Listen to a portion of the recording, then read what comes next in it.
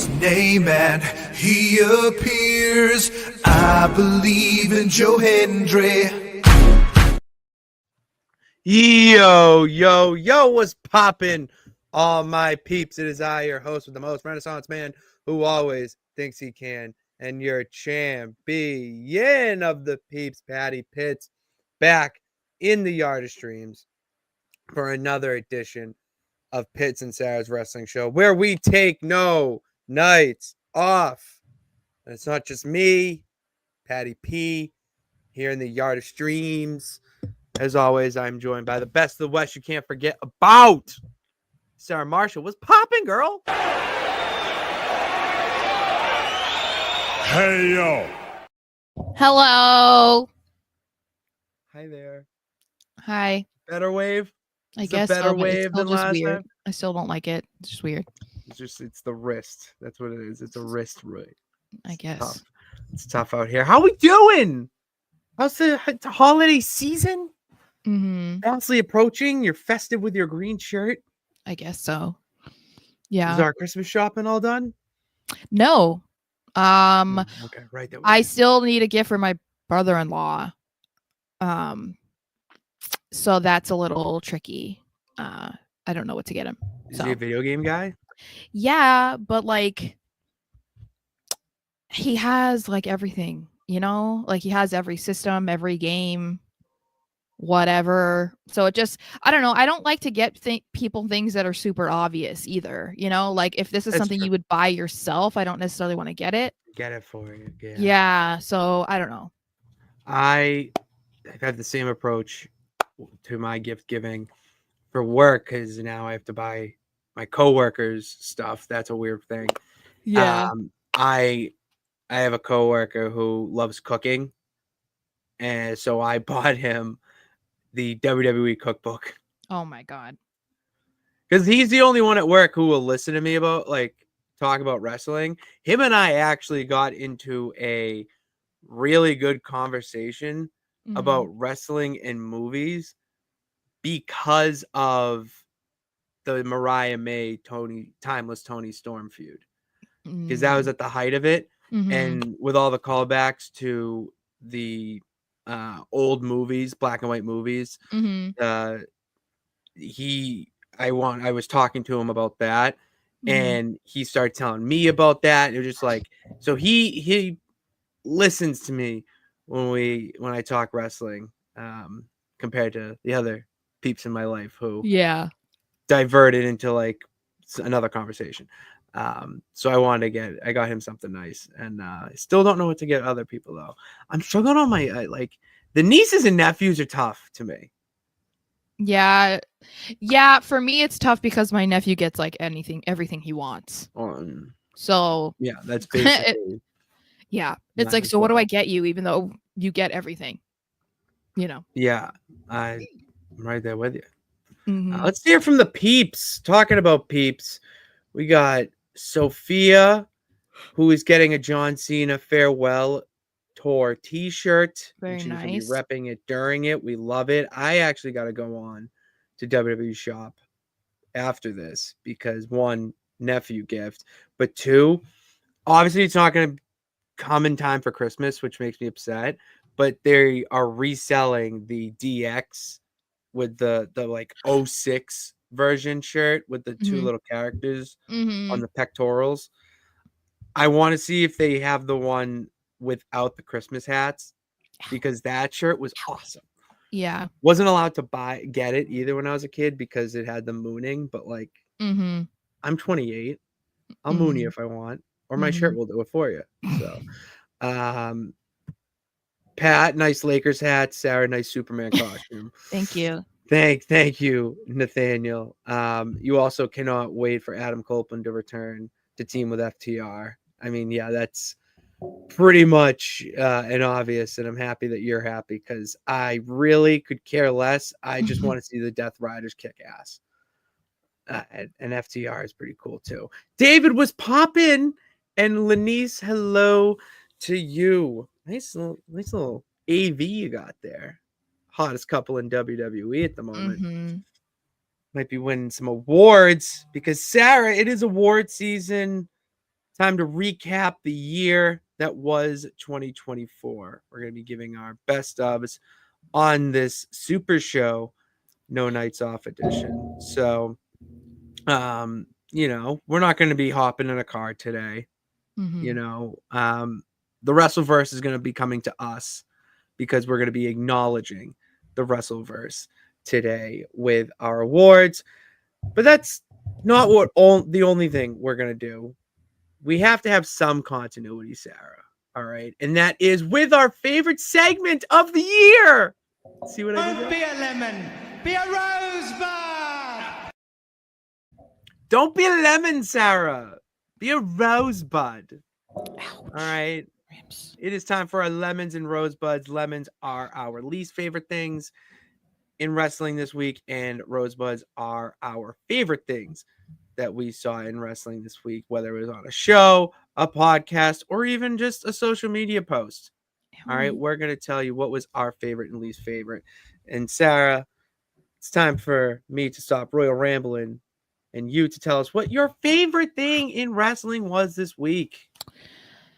I would say it is the current rumor that WWE is very high on Drew McIntyre, which I think is hilarious that it's even like that's even a thing right now. Like, but the current rumor says that they want to like push him to the moon, basically, like make 2025 a very big year for Drew McIntyre.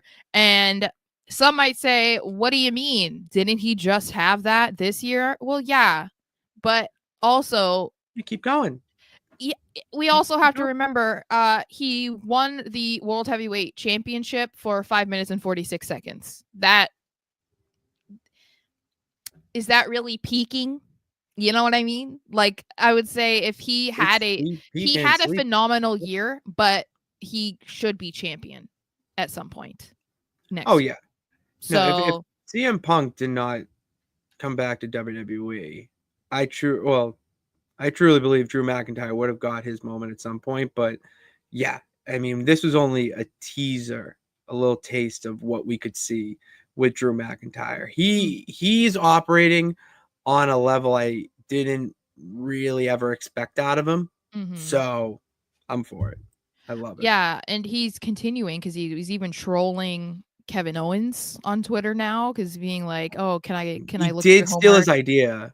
I know. mean, So I love my guy KO, but you did rip off. Yeah. So I'm just excited because I want to see this more. I want to see wrestlers actually rewarded for doing a good job more than just, handing them a title and then being like, okay, or putting them, it's like the work that Drew McIntyre did in 2024, I think deserves to be recognized beyond just, oh yeah, he had some really great moments. It's like, no, everything he did this year was so good, from matches, from storylines and feuds, from his mic work, like everything was top notch in 2024. So yes, he should be considered one of the top guys in 2025. Like that shouldn't be, like I said, it should not be a rumor at this point. It should just be inevitable.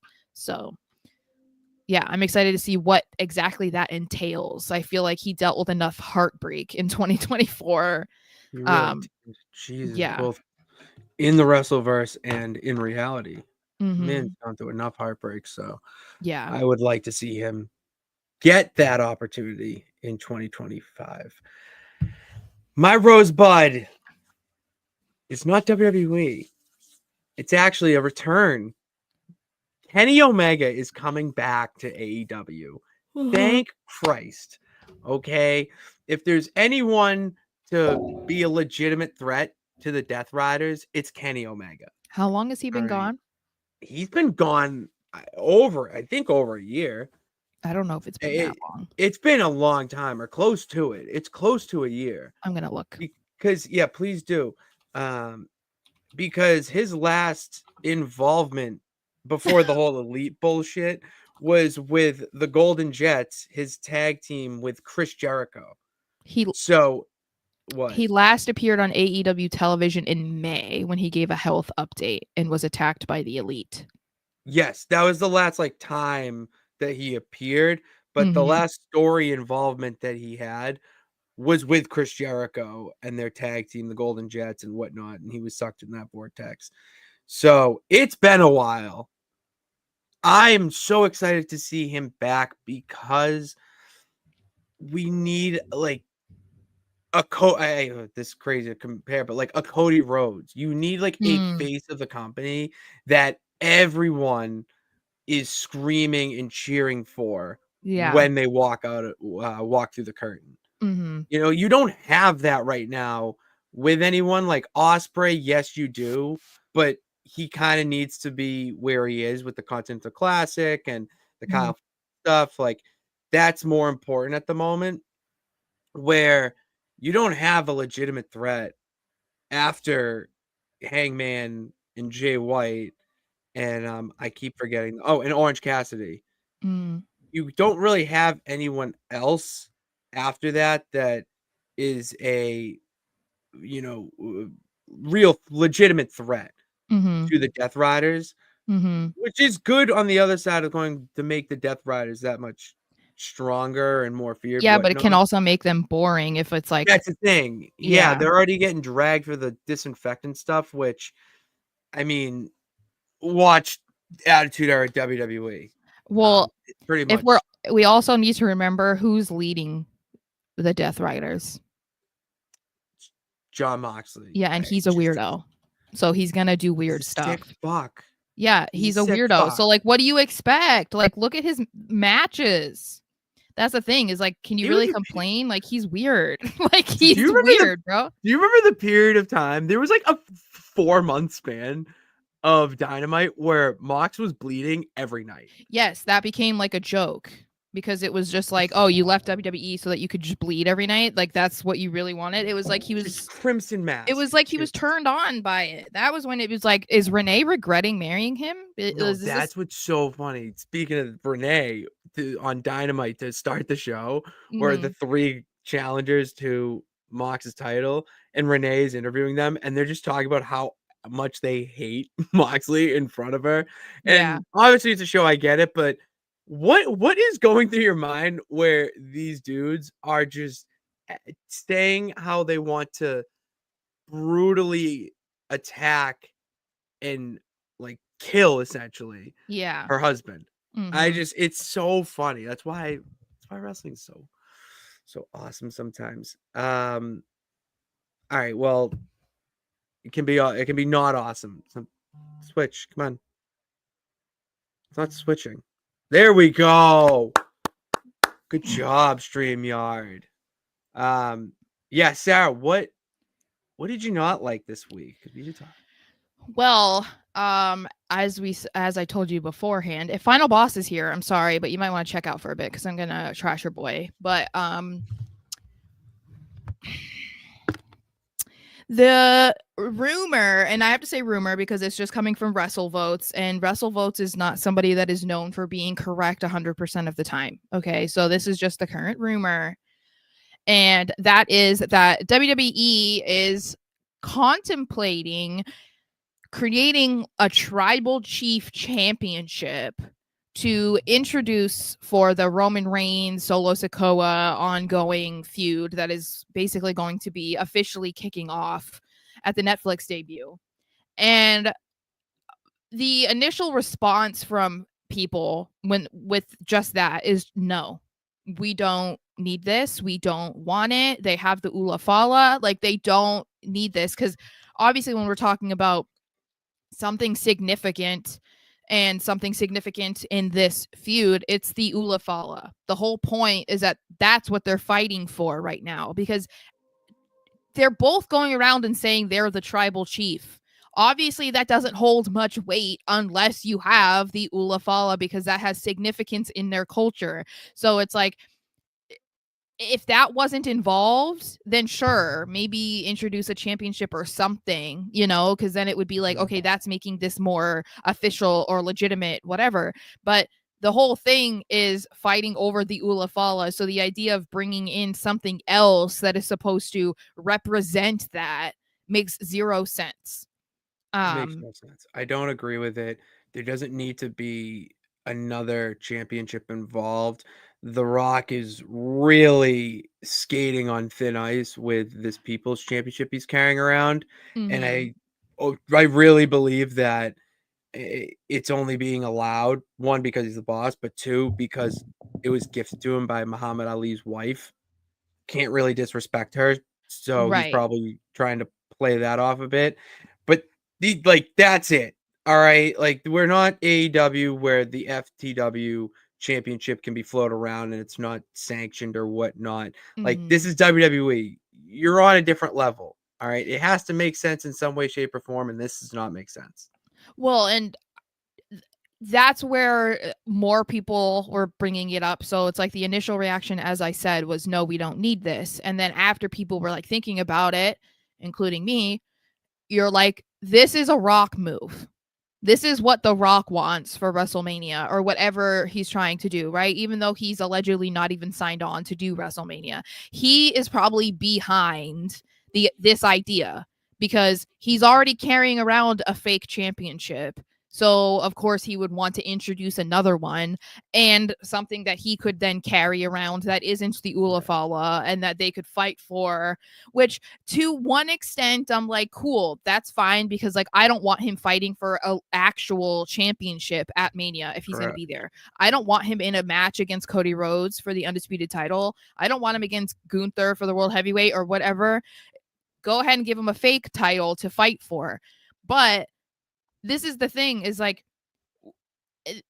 this is when I start to get concerned more about the idea of adding The Rock to the board of directors because it's this type of shit that's so out of touch and like not at all relevant to what we're seeing. It doesn't elevate the storyline. It doesn't make any sense. But because he's on the board, it's like, yeah, this is a good idea. This is what I want to do. So we're going to do it. It's like, no, that's Yeah. not cool. This No, it's makes no sense. Like, stop, because it comes from a selfish place, in my opinion, because it's like he wants to have that other championship. Like his championship in the Ulafala is not enough. So he wants to have like another championship that feels more legitimate because it's coming from WWE. But fans don't want it. And I'm sure even fans of The Rock are like, no, bro, no. No, yeah, this seems like he's catering to the wrong audience. Himself. This is catering more Hollywood. That's why. It's more like the Hollywood crowd to get them more money, essentially, in a simple way, where the wrestling fan is going to give you the longevity of wealth. Yeah. With, putting in the like story that makes sense. And this doesn't make sense. You already have the Ulafala. Why introduce it then? Like, if that's like my thing is, if that's what they're going with, then sure. But there's no reason to introduce a title. I also had this thought today when I first read this, and I want to run it by you. Do you think that WWE has like moles on purpose?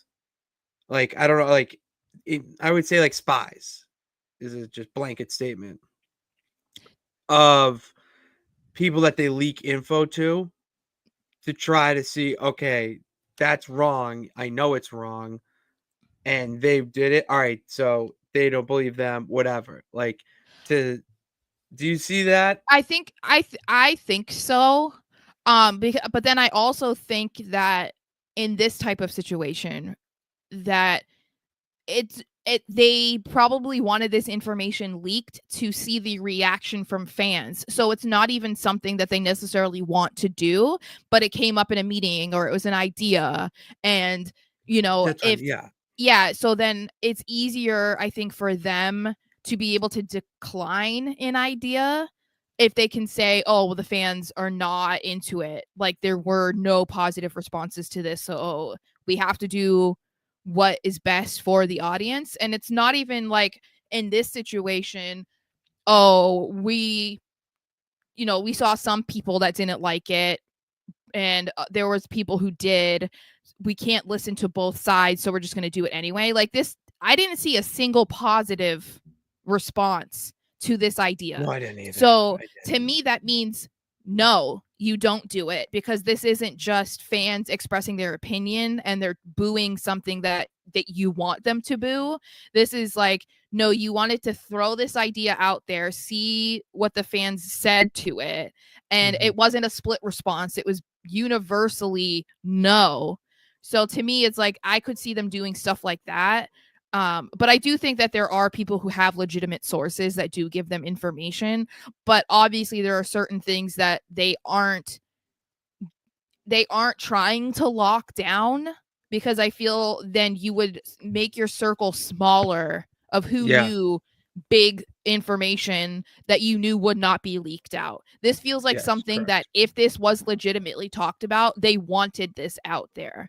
And if that's the case, I hope that they look at the response from the fans and take that into account, because it's not often that wrestling fans, no matter what they watch, universally don't like something or universally like something. It's like there's always a split. People like it, people hate it. And so I feel like when you get one reaction, especially not liking something, and it seems like everybody has that opinion, you really need to take that seriously. Because again, as you said, we're the ones lining your pockets. You know, the fans are the ones that are paying you. So I think they really need to sit down and think about that if this is an idea. They do. Yeah, because The Rock, this ain't it, honey. This ain't it. It's just not. My lemon is just, it's one person and one person only. He's part of my TikTok, actually. Go check out my TikTok at Patty Pitts. Eddie Thorpe stinks on ice. I can't stand Eddie Thorpe, okay? He whines, he complains. Oh my God. And then the whole bullshit, how he faked his own attack. Like, all right, get out of here, pal. I can't stand Eddie Thorpe, okay? Mm-hmm. What are you... Drew McIntyre said he was going live on TikTok. Ask if he wants to join. Ask him if he wants to do a combined show. I think I might be able to go live on our TikTok now, by the way. We probably could. Just log in the info. Let's make it happen. Let's do a combined live show with Drew McIntyre. I know, right? I'm waiting. He's not live yet. I don't think I missed it. All right, well, when he's in, get the chat. Okay. And then you get in there. Okay, he's live now. All right. You get in there and you ask if he wants to join the Champ of the Peeps, the best of the West. All right, well, we'll figure it out. I'm going to continue ranting about Eddie Thorpe. Okay, sorry. But I can't stand. He looks really good, but I can't hear him. That doesn't matter. You just got to ask him. You just got to ask him. Oh my God. He doesn't know that there's no sound and he's about to bench. Maybe he's about to bench. He's benching. How much weight? I don't know. It's a shit ton. But he doesn't realize that we can't hear him. Back in my, I don't think, oh, that's tough. Back in my day, I could do 225 for 8. It's pretty good. Anyway, sorry. I'm sorry. I'm so sorry that I cut you off. Mm-hmm. Okay. Eddie Thorpe sucks. I can't stand him. His whining, complaining, how he faked his own attack. Like, really, dude? That's a cowardly move. I'm sorry. And then the whole shoving HBK after the match decision. Like, if I was Ava, I would have knocked him to the moon at this point. I can't stand him. So where did he come from? Is he an NXT guy? Did he come from an NXT guy? Yes. He came from NXT. He was, I think that they're trying hard. Like, I don't know if they really want him to be the guy or something, but that kind of storyline to me is usually reserved for a bigger name. You know what I mean? Where someone gets attacked or they faked their own thing. I'm sorry, I'm laughing at Drew. He's like, I don't fucking know. He doesn't know how to fix it. But anyway, I don't know. I don't think that he's at that level to be like. That's where, I don't think he's there. No one cares, bro. No one cares. This isn't like who attacked Trick Williams. Yeah, because you were complaining and whining. Yeah. the entire time to Ava how you didn't have an opportunity or give me 5 minutes. You don't give like, do you understand that she has a show that she Mm-hmm. has to run, a roster to handle? There is no time for you. I'm sorry. The tag team division in NXT kind of takes priority over you, pal. I'm Yeah. sorry. Yeah. I don't So, know. I also it's hard for me to believe that they would really even want to push him to be like a top talent or something. He does not have the look. You know what I mean? not even Like the look. I don't even care about that. It's no there's like that's well, like no, I mean like he doesn't have he the doesn't have like it. attributes of what you think would be like the guy in NXT is what I mean. So to be putting him into this position where it's like, Aura. oh, you kind of are like, oh, maybe He's okay, he lacking aura. yes, That is what you're saying. All right. I can't stand him. oh my god, All him right, cussing is before like we're gonna see that on Netflix. I know. We can hear you. Thank you very fucking much. Do you hear? See, he would fit in so well here. Like, come I on. know. He would fit. Just ask him. Just be like, Drew, big fan Come of your join me. work. Come join us in the award show. He's gonna win an award. Give him the pitch. Give him the pitch.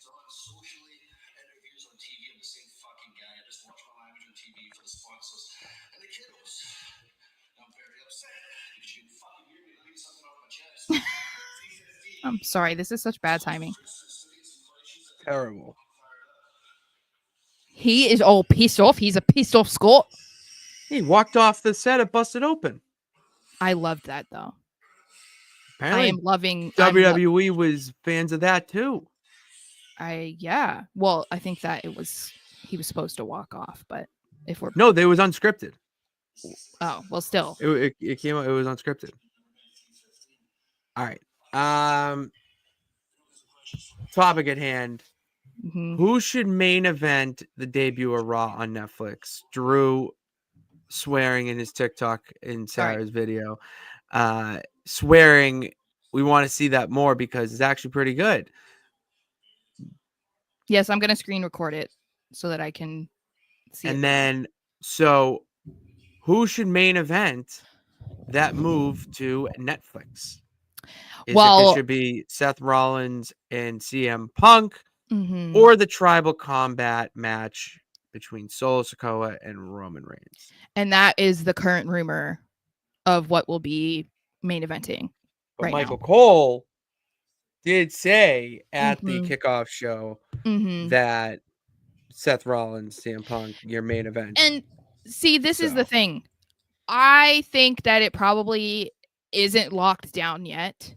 I think that we all just assume that it would be Roman and Solo because it's Roman Reigns. And like, how many times have we seen a Roman match or a bloodline match or something headline main event when it wasn't necessary? We've seen it so many times. So I honestly would not be at all surprised if that's the direction they go in. However, based on what we've seen right now, I don't think people are that invested in what's going on over there right now.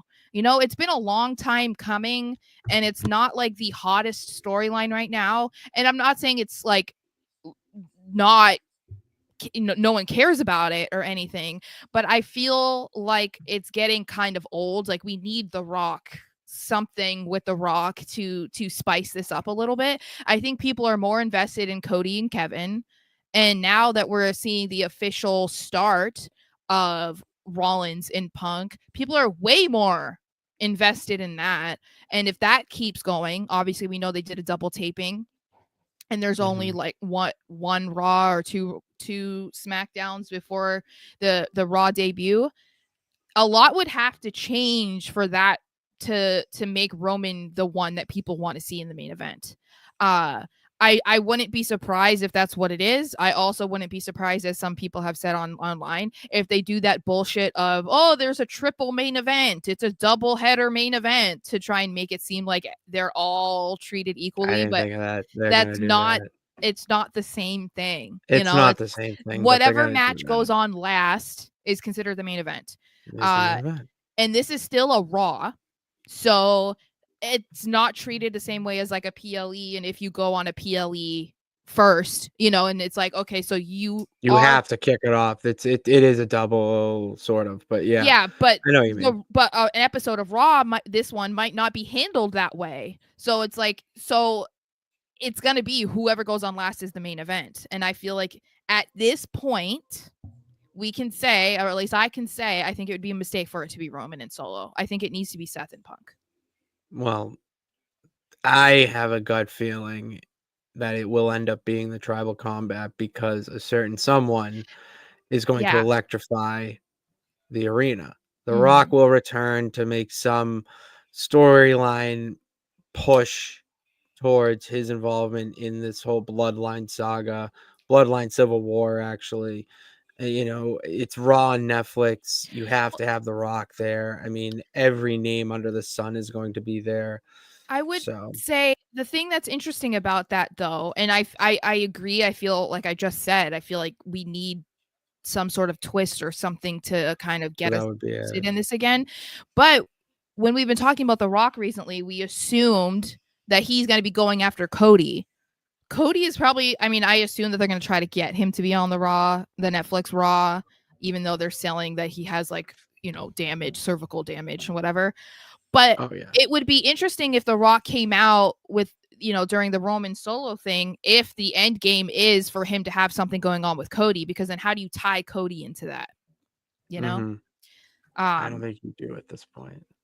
But I think that we need to see something big from The Rock if that's what he's going to do, because it's bullshit when, they had to be the main event of that one show and all he did was come out and look pissed off because he was getting booed. You know what I mean? Like, we need more than you coming out and wanting to like flip everybody off because you didn't get the reaction you wanted. It's like, we need more than that. We need an explanation. We need some clarity on why you're here and who you're siding with and what you're doing.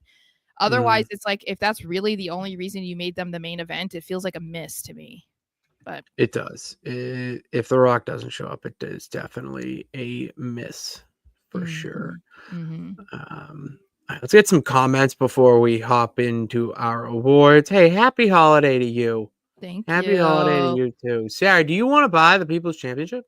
Absolutely not. No, Why I would not? never spend like $500 on that. You don't want a Brahma bowl just hanging on the wall? No. It's funny because I was just like talking about this situation, or kind of like the Rock situation with the new title, and my mom is like so caught off guard. She's like, wait, I thought you guys loved him. And my sister was like, Sara used to be obsessed with him when I was like 11.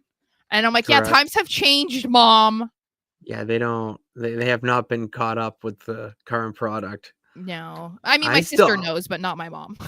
I bought that VHS. I think I mentioned on the show, the Rock's doc, like when they used to do those follow you for a year or for a tour at least, and videos. Like, I got the DVD version of it and watched it. Like, it still holds up. He was so ahead of his time and so like literally electrifying. Well, see, that's the thing that the problem that I have with him, though, is that I feel like some of the things that he's coming back to do are things that he wished he could have done while he was still an active wrestler. But he left pretty early on. Like, he was young when he decided to go to Hollywood. And obviously, you get it, right? Like, he was one of the first ones really to kind of like really leave and dive head first into acting like full time. So at that point you feel like, okay, I have to be in my early 30s or whatever, like otherwise it's just not going to work for me. But then he's coming back and wants to do these things that he didn't get to do, even though he's done, you would think, everything under the sun. Everything. But now that wrestling is hot again and he's like, things aren't always as successful as he wants them to be, he wants to come back and like do stuff, and it's like, but that's not fair. It's in his blood. I get it though. I get it, but also it's not cool to be taking opportunities away from people. But Michael Cole is one of my favorite commentators too. Yeah, and that's only something that has become a thing. I swear, the Triple H era, That's the only reason why anyone says anything nice about Michael Cole. Michael Cole was one of the most hated people in WWE for so long. But then once he got with McAfee, once Triple H was like he didn't have somebody screaming in his ear all Triple night H long. wasn't screaming there. That's when we got to see a side of Michael Cole that everybody can collectively be like, no, we love this guy. But I think if Vince were still around, The Rock used to bully Michael Cole when he was a backstage announcer. He bullied everybody. Oh my god. Those are one of my favorite segments with The Rock, which is anytime he was being interviewed, because he would just put the interviewer through the ringer. Nothing like the Coach, though. Oh my god, his rivalry with the Coach was something else. Kevin Kelly too, though. He would make fun of Kevin Kelly a lot. All right, it's time for our year-end awards. What was the best of 2024? It was a good year. It was a hell of a year. It was the year that wrestling got cool again.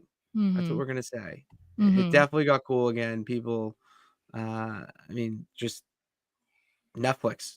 That's all really. That's just the biggest, crazy. Best way to put it, or way to put it in one word, is Netflix. Like, WWE is going to be on Netflix, streaming every Monday night for Raw. It's incredible. I'm so excited that I get to watch it at the same time as everybody. Right? You don't have to do the streamer shit. Very excited. Oh, so good. Now I don't have to wait and all that. So we thought we would give some year-end awards. Give our best of, and we're just gonna put a little disclaimer. Okay. We're not there yet for the whole best of award, unanimous awards. We just want to give our best of and have a conversation of what was the best of the year. And also, so just go with that right now. All right, put that disclaimer out. Drew is making so much money off this fucking TikTok live. They are sending him so many things. They're sending him money? Yeah, when they send you like roses and like, when a filter pops up on their face or whatever, that's them sending him money. He gets a cut of it. All right, we got to do that. I know, I want to go. Yeah, but TikTok is supposed to be banned on the 19th of January, so. In the US? Yeah, so unless they overturn it, it's going away in the US next month. So we can't, there's no fucking point of. That's the dumbest shit I've ever heard. All right, that's a whole other discussion for another day. So hey, maybe don't follow me on TikTok then. I know. I will, but that's kind of. I don't know what he's saying. He's on TikTok live. He's working out and he's talking. I have it screen recording so that I can watch it when we're done recording, because I have no idea what he's saying. I can just see that he keeps getting things sent to him. Shit, ton of money. Anyway, right, best theme song for 2024. 2024. I was gonna think long and hard about this, but I feel like the easiest answer is Cody Rhodes' Kingdom. And I think it's because it doesn't have to be your favorite. It doesn't have to be the one that you look forward to every single week. However, the audience loves it. The live crowd loves it every single night. It becomes like a highlight. Like you're comparing, how does this crowd stack up against this crowd? Oh, it's an international show. How are they going to, how loud are they going to be compared to last week? So to me, it's like everybody gets it stuck in their head. Everybody's waiting for the whoa. And so to me, it was like, that's the easiest, that has to be the best one, because it's been consistent all year. I'll go on the other side to the alternative brand, the elite brand. For my answer, I don't think there's anything that outside of WWE that touches Daniel Bryan coming out to Final Countdown, especially at All In.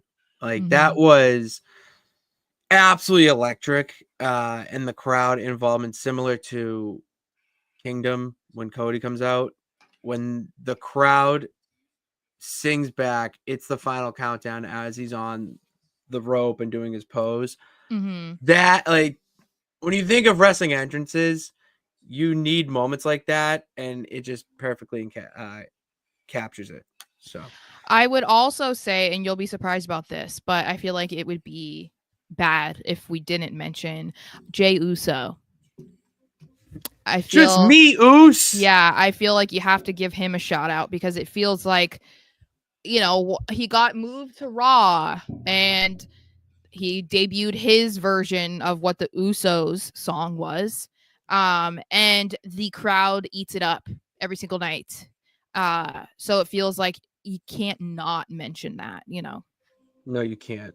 You you can't forget about that one. And then Swerve Strickland is my next one, who I would say. Mm-hmm. The Death Riders is a good one. I mean, I listen to that every morning. Oh, what's up, Crumb Knuckle? What's Uh, up? how you doing? He's saying theme song, whose house? Swerve's house or Trick Williams? Because that was something, Sarah, when we were in the crowd for Stand and Deliver, that was Mm-hmm. unbelievable to experience. And the thing that I love about Tricks too is that it's so simple. So There's simple. nothing really to it. There's nothing special. It's just like a lot of bass and like some trumpets. You know what I mean? And that's what he wanted. I think there was a video of him talking about what he wanted, and Yeah, he that's exactly wanted what it is. But it's not often that kind of simplistic theme song does as well as it does. I think, one of the ones that is the most notable, I would say, is Stone Cold Steve Austin. It's like you immediately just get the vibe based off of their theme song. And I would say Trick Williams is there too. Like there's nothing special about it, but you get hyped when you hear it. Like you know what to expect, That's what makes a good wrestling theme song. When you hear Mm-hmm. one sound and you Mm-hmm. immediately feel something. All right, we'll be kind of well, there we go. Match of the year. I have a few. I do have a few too. Okay. I do. I'm like, I couldn't pick just one. I can't. I Let me really can't because obviously you have Punk McIntyre, Hell Yeah, in a Cell, Bad Blood. That Bad is Blood like that should have main arguably evented. the best match of the entire year in WWE. I'm not going to say definitively across every wrestling promotion because I don't watch everything, but it was highly rated by like every wrestling match rater Yeah, out there. It's not just Meltzer. Um but I think that is, to me, that's like the hands down like best one of the year.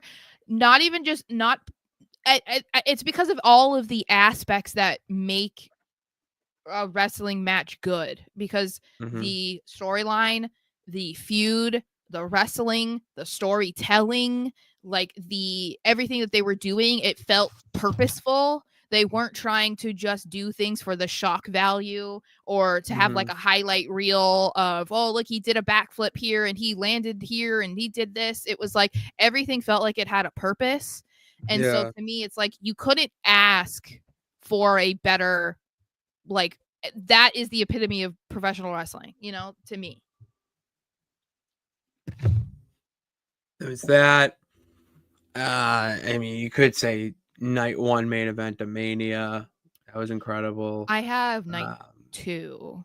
I have night 2. I put in it on that. Like, I'm not even gonna mention night 2 yet. That was I Oh, put that well, in a whole other category. oh no, I just said that I would say Um, Cody versus Roman on night 2 is a match Cody, of the that was year, I would match say. of the year candidate. Danielson Swerve at All In. Honestly, recency bias, but Ospreay at Darby Allin last night was fucking incredible for a TV match. That would be one maybe. There's a couple of AEW ones that come to mind for match of the year, like Ospreay, Danielson was an unbelievable one. But WWE, just like even NXT, has some match of the year quality or match of the year candidates with like the triple threat at Stand Deliver, Obafemi, Josh Briggs, Mhm. and Who was the third person? Dijak. Dijak. That's why he's not WWE. Like that match was fucking incredible. I have Will not be, but it doesn't touch. Yeah.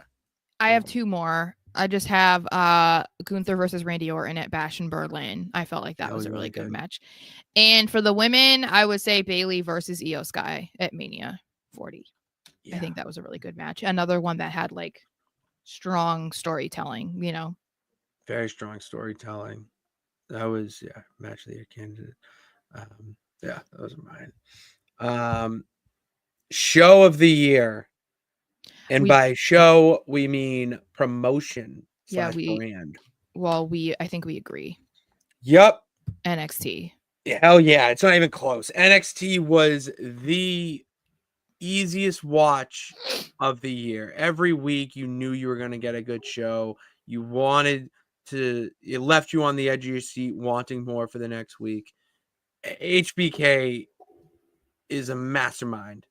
It's the consistency. I think that's why he's above like everybody else, because Raw and SmackDown were good this year. I think that there were less misses than there were hits. And but I think that it's considerably less with NXT. It's like every single week on NXT, basically. Obviously, there was going to be ones that weren't as good as the others, but it felt like every week people were talking about something from NXT because it was, this match was fantastic, or this was really good, or can you believe this happened? Like, as opposed to talking about how bad it was. Like, there weren't many times that I saw anyone say something negative about NXT. And to me, like I said, the consistency of putting on good shows every single week puts you above other people, because you can't say that about the others. Not even the same the shows in the same company. It checks the boxes for everything you need to have a successful show.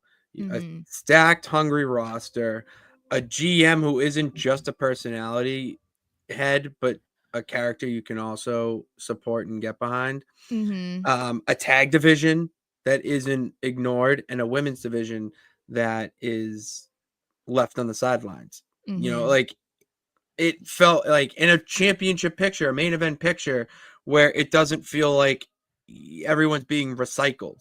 Yeah. Like it's a cycle. Like, you're getting fresh faces in there. You're getting people from the mid card who, maybe they could be champion, and there's some belief in there that they could dethrone the champ. So and they moved to CW. They got their own network deal of sorts. So like, NXT hands down wins the award for best show. And the good thing about that, if you're a WWE fan, is that these are the people that are going to be leading the company of the future. So that's exciting. I want to get to comments just because. Go ahead. I was going to say I'm going to get to comments because people are saying their favorites too. But okay, I was going to say the fact that I wasn't able to go to Raw this week, I'm obviously upset. But low key sad I didn't even try to go to NXT and Lowell. I know. Like, I want to go to that arena so bad and watch a show there. That'd be so cool. But the fact that Ethan Page did the HBK, I lost my smile, turned it into a heel turn where he cooked and made Javon Evans bleed. Like, come on. No one's doing it. Like, no one is doing it like NXT right now. Yeah. So Chrome Knuckle loves with a whoop that trick because of Booker. I know. I feel like man. Yeah. Man. Johnny says Ospreay versus Bryan was good. It was incredible. Swerve versus Hangman. Yes. Ospreay versus Takeshita. Punk versus Drew. All very good. Takeshita. Sorry. Yeah, it's Takeshita. I'm trying to. That was unreal too. Those in those AEW international matches, or it's not internet. Is it? We have the bad guy here today. Punk Roman versus Cody Seth is match of the year, and Cody Roman is second place. I mean, I get why the final boss would be saying that, of all people. Lanice likes Jimmy Uso's theme. I do too. It's not one of my favorites, but I do like that. Just me, Us. Day one ish. The bad guy also likes Sol Ruka versus Kalani Jordan. Sol Ruka, hell of a year for her. I think the Raws since it became 2 hours have been bad, but we've talked about that. Yeah, that's just there's transition periods where shit's gonna suck. Yeah. You just gotta embrace the suck. All right. I didn't it's like I'm having a hard it's because I can't read. Like, well, I can read, Because but it's Japanese names. Come well, on. but also like I have to sit close if I want to read like closer. Come on. Because I have bad vision. But yeah, I know, I'm sorry. I don't watch AEW. So 2025, we're gonna get you to watch an episode. If I can get Dickie Pitts to watch a wrestling match, I can get you to watch AEW. alrighty. All right. Do you want to move on to the next one? Yeah, just making Stone Cold my wallpaper. I can't wait to watch what Drew had to say because he's done. The next one, show of the year, Kapoof, PLE / pay-per-view of the year. To me, I think we have different ones. I said Mania 40 because I think they delivered, in my opinion, because they were definitely hyping up 40 to be. I mean, they do this every year, so it's nothing. It's not like they did anything special, but they were definitely treating Mania 40 like it was going to be the biggest WrestleMania of all time. And it's not just because they do it every year, but because it was the start of a new decade of Mania that they were putting like an extra emphasis on like, okay, we need to kick off the 40s to, put them up to a new height.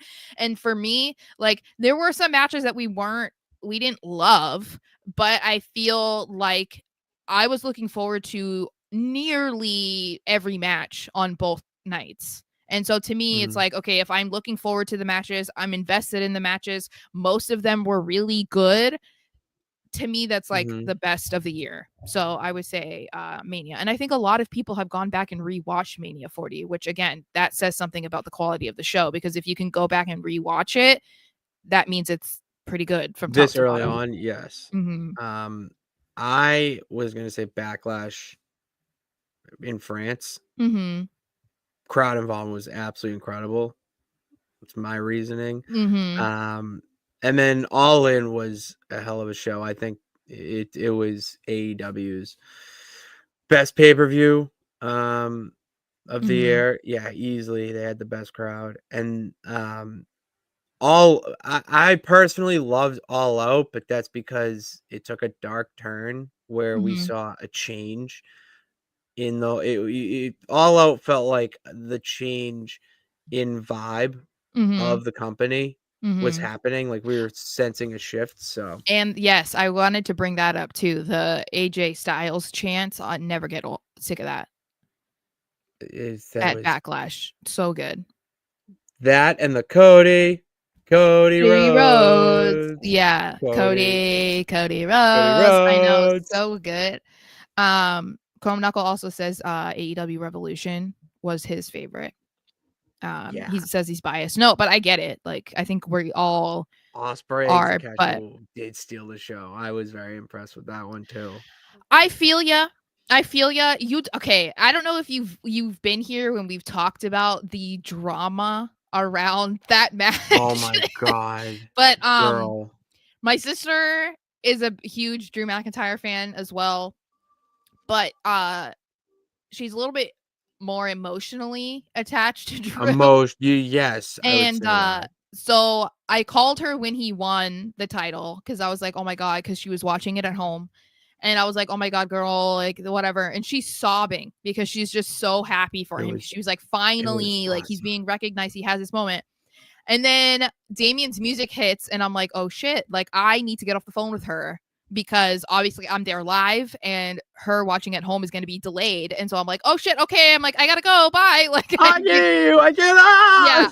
And so, then I call her back when he loses it. And then she's sobbing, but locked herself in the bathroom. Why did they do this? Yeah. And is sobbing because he lost. God. It was a roller coaster. But yeah, so it's like even though that was like a sucky moment, it's still kind of funny because it's like a funny thing to remember. That was Yeah. Good shit. Good shit. Feud of the year.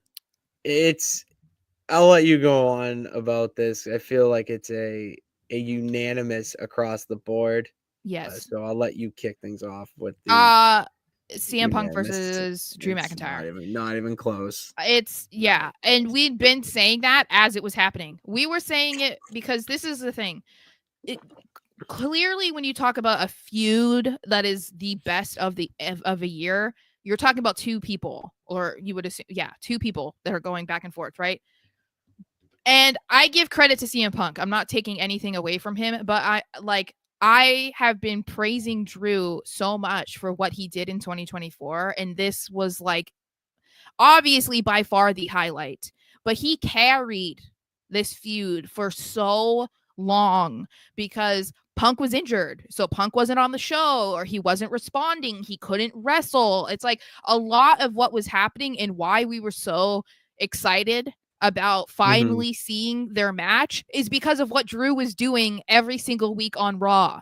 And so he is I would say a superstar of the year, a wrestler of the year, but like I can't not say that this was the feud of the year for me because like it was so good. Everything they did was so good. It went beyond just episodes of Raw. It was backstage segments. It was YouTube videos that, were exclusive to the internet. It was what they were doing on social media. It was everything. And a lot of that was led by Drew. And so hands down, I'm like bummed it's over almost. Yeah.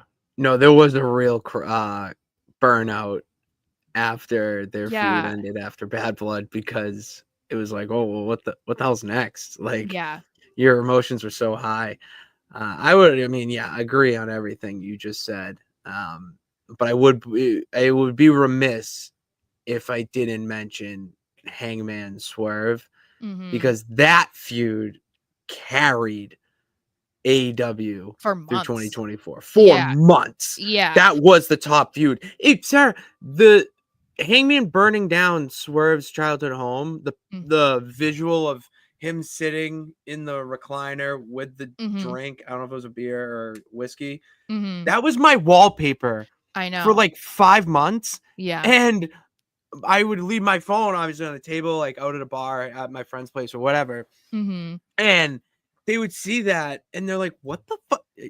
Why is your background a man just sitting in front of a fire? I'm like, well, no, because it's a story. And then I'll go into explaining. You're missing the context. Oh, it's like they hate each other. Okay, he cost him the title. Like they don't care because it's just a dude burned down another dude's house. Yeah. Drew McIntyre and Punk had all the details and whatnot, but I didn't see Drew go burn down CM Punk's house. Just saying. Yeah. Just saying. So it looks like most people agree with us here. Chrome Knuckle thinks that the Drew versus Punk is getting more hype.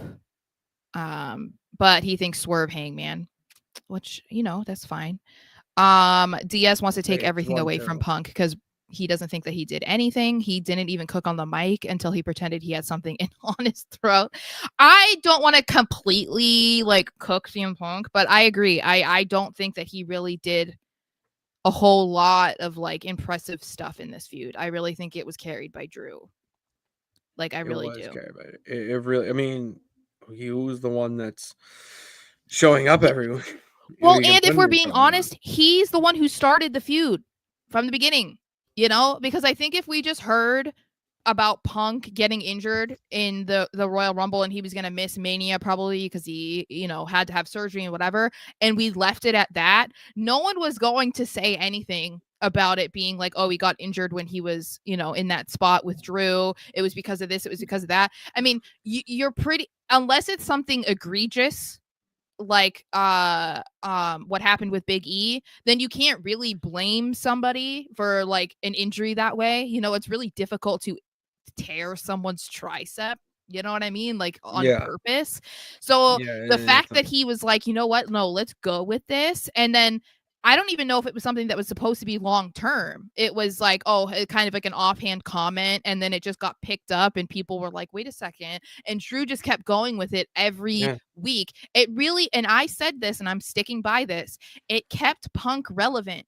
He didn't. Oh, you said that from the jump, yeah. Yes. And people don't want to hear it, but it's the truth because he came back at Survivor Series, had only been on Raw like what, twice or 3 times or something, like it was like not many times before the Rumble. And then he got injured. So it would be very easy for people to forget he came back because it was like he came back and then he was gone, you know? Yeah. So this was a way to keep him relevant, and Drew did a hell of a job doing it. So I feel Yeah, like no, he doesn't get enough credit. it's not that they would have forgot about him because you CM Punk, no one's Well, you know gonna what I forget mean. about him. No, I Yeah. do, but I know what you mean. I'm just Out of saying, sight, out of that, like, mind.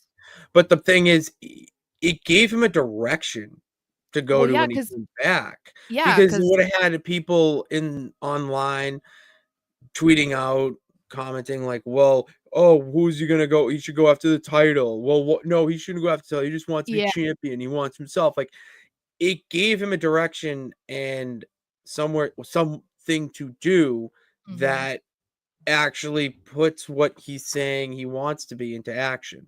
You know, the Mhm. change and like. So I loved it. I mean, obviously, it was fucking Yeah. awesome. But yeah. So those two feuds definitely. Wrestler of the year. I'll go one. Yeah, women and men. Okay. I have for male, I have Cody Rhodes. Um, and I have Cody Rhodes because he has worked his butt off since he came back to WWE. And if we're being honest, this past year, he's carried the company on his back. You can't tell me that it was Roman Reigns because it wasn't. Roman hasn't carried the company in over 2 years. And that was because that was when he decided he didn't want to be showing up on SmackDowns and like didn't want to do Yeah. PLEs and whatever. So Cody has really done that. I mean, we have to say, you know, he won the Royal Rumble this year, which was back to back. He's done so much. Like he's on the road, he's at live events. He's not only doing SmackDowns, he's been at every live event. He's shown up on Raw. He's doing almost every PLE. He is doing every appearance. He's doing meet and greets. He's doing sponsorships. He's doing YouTube videos. He's staying after shows for an hour or two to take fans or pictures with fans. Like, there's nothing this dude is not doing. And he's defending the title, you know, like I think they said this past PLE or Saturday Night Main Event was his 7th title defense, but he's already done it 53 times at live events. Like this dude is putting in work. And so to me, it's like he's the wrestler of the year for the men.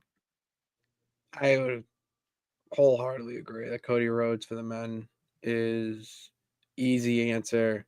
The only other thing I'll add is that he is in the top 5 of all athletes merch sold on Fanatics.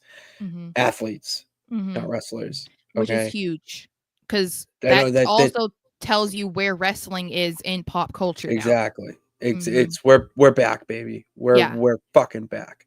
Who's I yours don't for know. For the women? men, I would say like for the men, I'll give Swerve. I got to give Swerve his flowers because he really did a hell of a job being champion. And, it's not easy to have to just give the title over to, Bryan Danielson to have that moment when you were, I mean, we could have seen a lot more from Swerve, in my opinion. Mm-hmm. But it was the honorable thing to do. And, it just the matches that he put on, his mic work, obviously that stuff, but the crowd too. I mean, when you hear him say whose house, the entire place Mm-hmm. screams Swerve's house. I mean, Mm-hmm. it's so I would go there. And then for the women, I'll let you give the praise to, the Rheas and the Liv, all those. I'm giving my girl Timeless Tony Storm. She deserves all the praise for her work in 2024. Some of the best character work I've seen in wrestling in a Mhm. very long time. You have a gimmick of a 1920s, 30s actress. It Mhm. seems very Vince McMahon-y and like buried on arrival. Mhm. But you have someone like Toni Storm who she lived it. I mean, she everything from the catchphrase of her catchphrase, the little nuances of her in commentary, the comments that she'd make, Luther, the butler, and then adding in Mariah May to incorporate that into which I mean, I can't believe I didn't mention it for Feud of the Year, but you know, that was up there for Feud of the Year.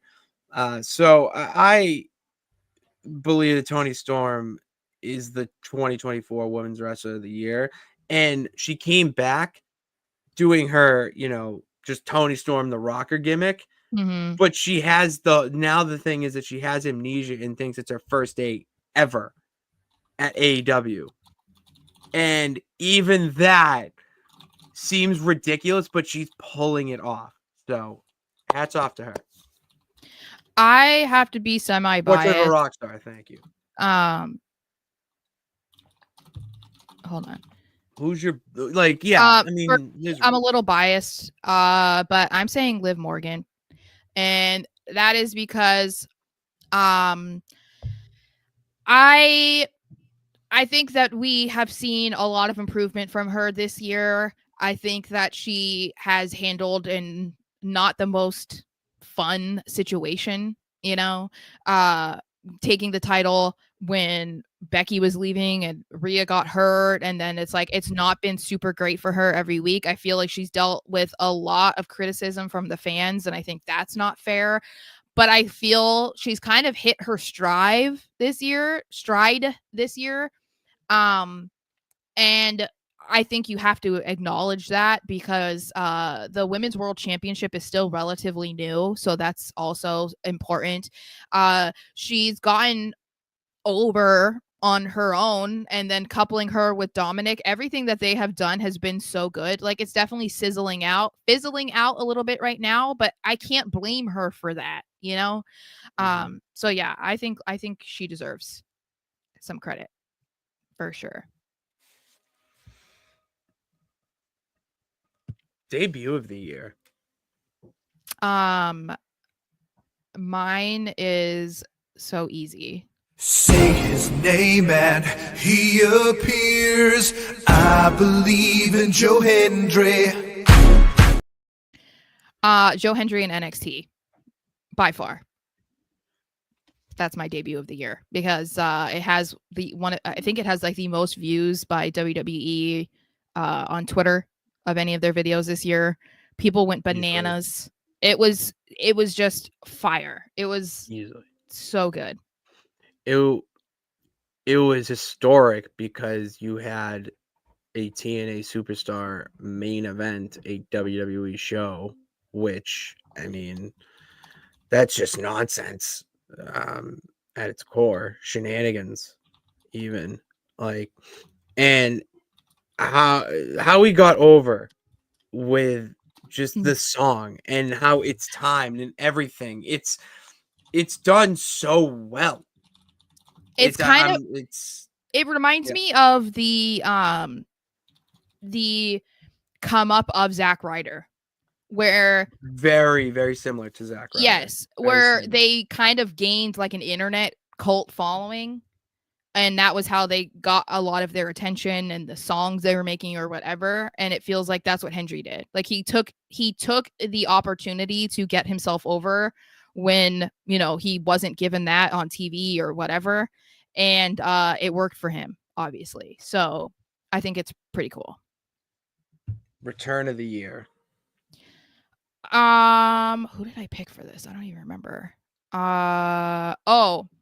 So this one I think is not going to be like the most well received, but it is what it is. I said Andrade. I'm saying Andrade to WWE. And it's not necessarily because he's the biggest name or because he's, you know, the face of the company or whatever, But this man has done nothing but give us banger after banger after banger since he came back to WWE.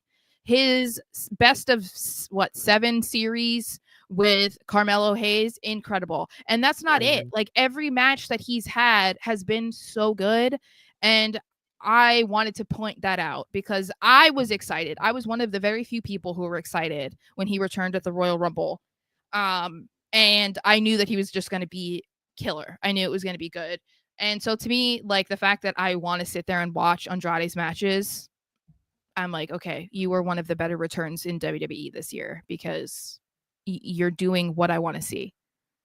I don't know if this is what he means, but like Roman's return. Sorry. I'm going Undertaker at Mania. I'm sorry. Yeah. That was a moment where I had an out of body experience. When that gong hit, Dean Ambrose at WrestleMania. I'm just kidding. Sorry. Do you mean I felt it? Like it really felt like an out of body experience. So, and to hear the gong live, see the Undertaker, all that, check that off the bucket list. Awesome. Yeah. That was, I think, probably the most unexpected. Easily. Because everyone said Stone Cold. Everyone's like, oh, Stone Cold's going to come out. And I was like, oh, I can't wait to hear the glass shatter.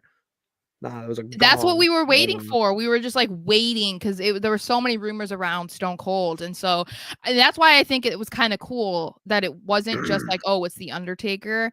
It was that none of us thought it was going to be The Undertaker. And that was why it was like even better, I think. We'll go faction of the year. For me, it's Judgment Day. And the reason I say that is because pretty much consistently every single week, Judgment Day was dominating Raw, whether it was multiple matches or it was the entire episode of Raw revolved around whatever storyline that they were doing at the time. I mean, that was difficult to ignore. There were so many times that we were doing the Raw Rewind and we said it was Monday Night Judgment Day. Like that was what it was. It really was.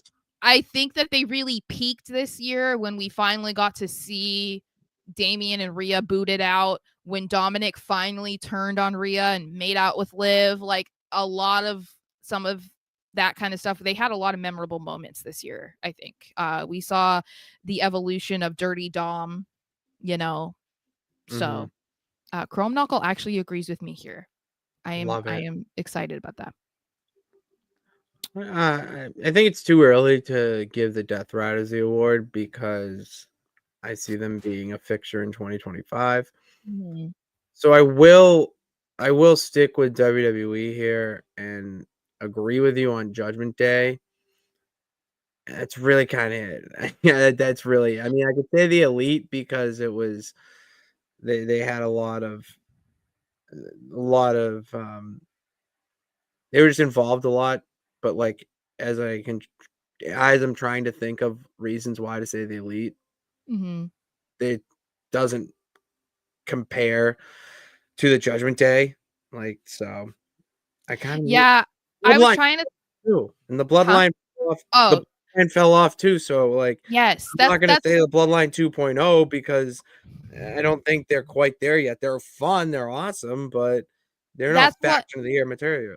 Yeah, because like my immediate thoughts when you're thinking about WWE, it's like Judgment Day and the Bloodline, right? If we were talking about 2023, then yeah, it's the Bloodline. But when I'm talking about 2024, you can't talk about the Bloodline because so much changed. And that was from Jay moving to Raw, Roman taking time off, him taking, losing the title, and all of this. It's just not the same that it was a year ago. It's not. It's not the same at all. Tag team of the year, Fraxium. Hands down, it's Fraxium. Sarah, have you seen how Fraxium wins matches? Because I don't understand. I watch them and do not understand how they win matches. And the fact that they went through an entire year as well, where everyone thought they were going to break up as a tag team with all the tension, turmoil. You had Nathan Frazier get brutalized in that Iron Survivor match. And then have to defend, and then Axiom, then 2 weeks later. Yeah, it was 2 weeks later. It goes up against Obafemi gets to the point where they do the entrance and he falls when they do that cool little speed shot Mm-hmm. and looks like he is just gonna keel over on the apron, and they somehow find a way to win against Gallus. Like, it's stuff like that that makes me invested in a team like Fraxium, and their title reign has been absolutely incredible. Absolutely Yeah. incredible. The only reason I picked somebody different was just so that we didn't have the same one for this. But I picked the War Raiders. Okay. And that was because I think, well, we've enjoyed them. I know that the War Raiders have just become a thing, but I didn't want to go this entire thing without saying anything positive about Ivar. We got to say Um, something positive about Ivar. yeah, I mean, I also didn't even know that he like broke his neck. Did not know that. So like he was dealing with serious injuries as well. But I wanted to give them a shout out because I think it was pretty significant that they were first of all able to come back at all because Eric was dealing with severe health issues and apparently Ivar was at one point. Yeah, he was too. The fact that they were able to come back as the War Raiders and not the Viking Raiders, I think that is cool. They're like more in control of what they're doing, which they're happy about. Ivar is talking about that in the new interview with Chris Van Vliet. And obviously, they're ending the year by becoming the new World Tag Team Champions. So shout out to them because they're pretty incredible. Saw Chrome Knuckle say the faction of the year being Don Callis family. Just one of these. All right, buddy. Just one of these. Fuck Don Callis. All right. That scar on his head, I hate it. All right. It peeves me. It peeves me. New guy gal of the year.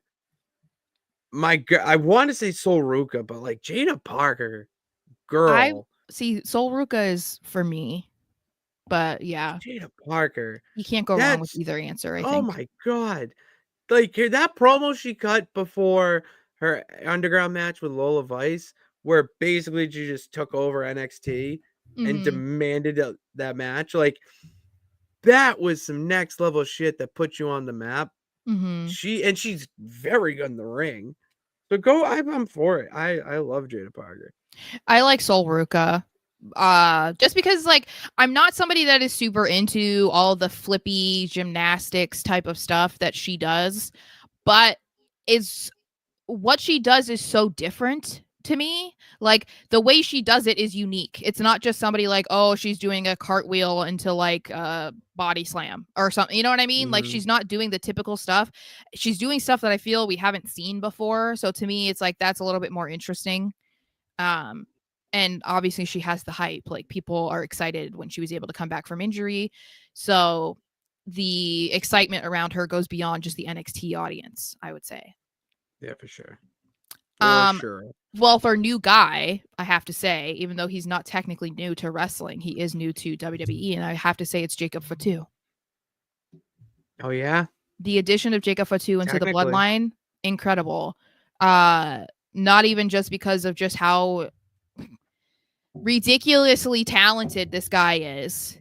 It's like the hard work that he put into coming in, because I think they said he lost like 30 to 50 pounds before he debuted. Oh, he didn't know. Yeah, it was in the 20 yeah, 30. It was crazy.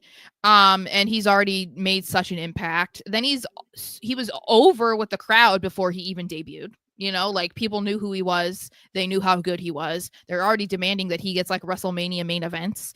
And then he's already over with his, I love you solo. So to me, I'm like, yes, it's Jacob Fatu. Because like I said, he's not new to wrestling, but he is for I'm going to agree WWE. with you.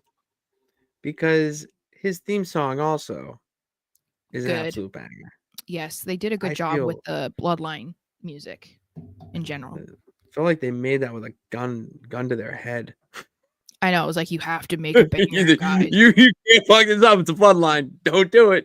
Yeah. Most improved. I gotta give it to Harley Cameron. All right. Like she went from being a sidekick to Saraya to someone that makes me want to tune into Collision. Like anytime she is in front of a camera, you're Mhm. entertained. Doesn't matter what she's doing, you are being entertained, and it's something like that you can't teach. Like you can't like you just got to have it, and she has that it factor. She has what the kids are saying nowadays, aura, Mhm. and it's infectious. So I easily my wrestler of the year. So I have a few for most improved. I have Nia Jax because yeah. she's not the greatest in-ring performer. She's not like most girls. Yeah. And so I'm not giving her credit for that. Obviously, she did not look great at Survivor Series, so I'm not doing that, but her mic work is a little bit better. And she's actually been pretty good on the mic for the most part this year. I would say Bronson Reed. Hello. Bronson Reed We was- got to see like the breakout year of Bronson Reed. I would say Solo Sikoa also has come a long way. I think he's getting more personality because this whole I really think that they kind of threw him into the tribal chief thing a little bit too Mhm. early. And I said that from the beginning that I feel they really messed up how he started with that. I mean, he was on a losing streak, it was like it just didn't make sense. And then I think that he was trying to do too much of the opposite of Roman, and I feel like he's kind of coming into his own now. Mhm. And I would say Chelsea Green. Probably the best Chelsea rehire. Green. Best rehire of Triple H. I would say Kyle Fletcher. That's the only other one I would add to your list is Kyle Fletcher. Went from being just a tag team guy to someone that actually may be AEW champion world one day or a world champ one day. He decides to leave. And then we're gonna go. I wanted to do a Hall of Fame every year. The WWE has one. Why don't we? And the easy induction is WrestleMania 40 this year. All right. They just deserve their own spot, their own award, their own recognition. Not the event itself, but everything that was led up to it, the road to WrestleMania. It was one of the more chaotic roads to WrestleMania we've been a part of in quite some time.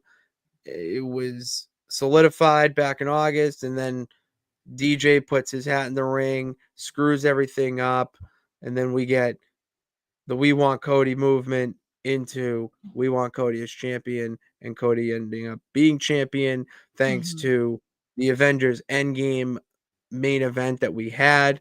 I mean, being there live was probably one of the greatest experiences of my life.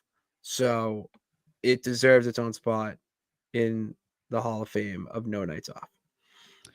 Are we not doing babyface and villain of the year anymore? We've kind of said it already. Well, I guess I just wanted to All right. say one. Well, I have a villain of the year. All right. I think babyface. Well, here's the thing. I'll give you villain of the year because here's the thing. There's only one answer for face of the year. Cody Rhodes. It's Cody Rhodes. Yeah, we said that. We said that. So villain of the year. Villain of the year. I have two, and one of them is you're gonna laugh, but the first one for me is the final boss. I don't think it was not easy to hate somebody as much as it was to hate the final boss.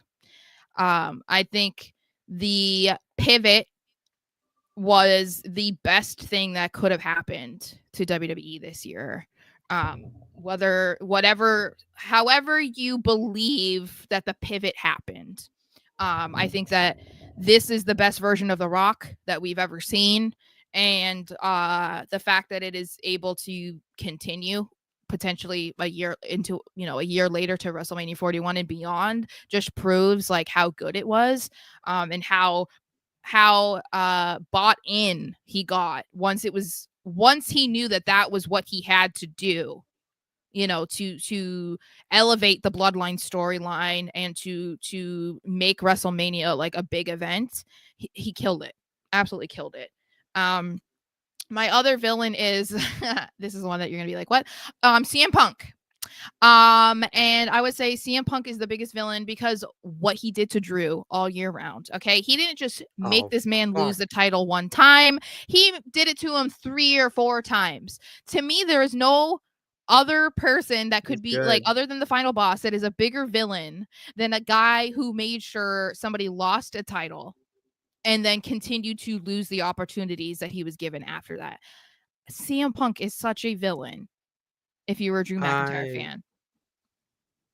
The only other person I could put in is Don Callis because I hate Don Callis and he is a villain. Chris Jericho too. look. The Learning Tree is technically a villain. Yeah, he is a villain, but he just like it's because he creates nightmares. That's the thing. That's he's a nightmare fuel, you know? He really is. He really is. That's all our awards. That's all our awards. I feel like we could also easily do like worst of the year also. We but- could. That could be a whole other hour and a Yeah. half Yeah. of content. Do we have time for the 1, 2, 3 count? Like if we can do it quickly. Okay. We're gonna do a lightning round 1, 2, 3 count. Okay. Mm-hmm. 1, 2, 3. All right. 1, 2. Did it. All right. Hardcore champions. I got one in mind. Okay. Right now. We can go with yours. Okay. Is it male or female? Oh, that's a good question. Male. Did they win multiple hardcore championships? Yes. Are they blonde or brunette? More brunette. Were they known for being in a tag team? Not known for being a tag team, no. Okay. Do they have long hair? Yes, they do. Is it Raven? No. Dang it. Good, right era. You're in there. Okay. You're in that right era. Is it Al Snow? It is Al Snow. Oh, okay. Way I to thought go. I was gonna have to get you to ask her whatever question. And then 2, did you know, Sarah, sticking on the theme of the holidays and best of more holidays, did you know that Santa was once run over by Alberto Del Rio and Ricardo Rodriguez? I think I forgot about that. I probably Okay. I tried to wipe any memory that I had of Ricardo Rodriguez from my brain. Oh, I thought you were going to say Alberto Del Rio. Same, but Ricardo Ricardo Rodriguez was so disgusting. I was so disappointed when Van Vliet just did an interview with him. I was like, why would you do that? Yeah. It's like he scarred me and Matt Stryker scarred me. Yeah, Matt Stryker, weird dude. No, Stryker scarred me because when I was going to WWE shows a lot in the 2010s. Did he hit on you?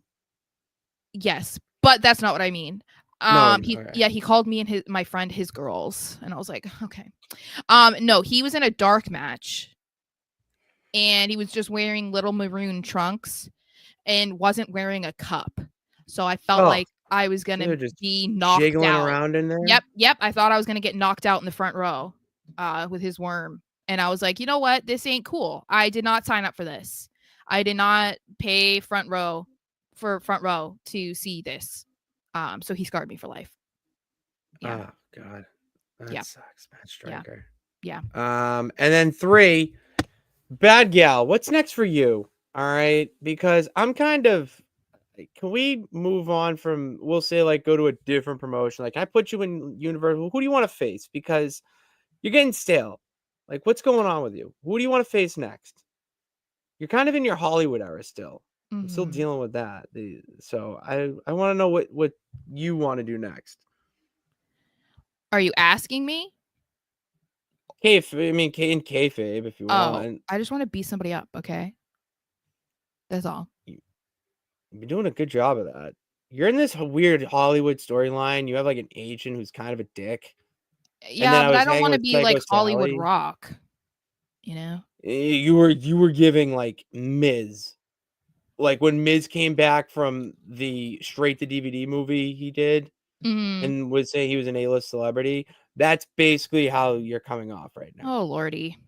It's like, but you had Chelsea Green as your assistant. That was I know, fun. which that's fun. And then Tiffy was Chelsea's assistant to you, so your assistant. It was assistant. Fucking weird. But I got to play that. I just downloaded BRG 2, and I've been playing him in a universe mode. In 2025, we're gonna do stuff. I finally figured it out how we can have our own little nonsense wrestling federation, whatnot, in 2025. So we're gonna make that happen because how awesome would it be if we announced wrestling? Like that'd be great. Do like 3 matches, whatever. Hollywood Sarah has a good ring to it. Oh. CEO Sarah, no, I'm not about it.